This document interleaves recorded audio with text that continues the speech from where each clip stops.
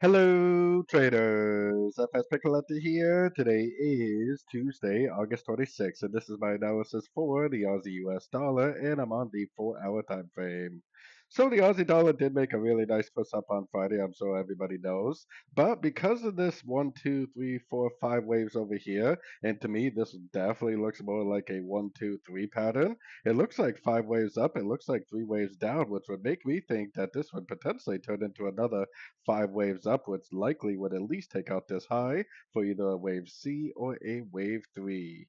The US dollar index is a little bit unclear right now because of the slow August markets, but I still am very, very bearish on the dollar index. So going down to the 1 hour time frame, I got my Fibonacci retracement on here. We already have what I would consider possibly an ABC correction. I mean, it looks like 1, 2, 3. It looks like 1, 2, 3. This could be either an ABC or a WXY.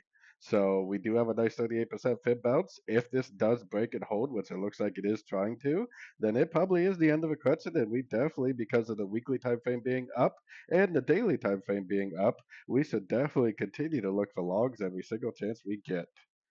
So anyways, don't forget to check out my website linked over here in the corner. And as always, thank you for watching and happy trading.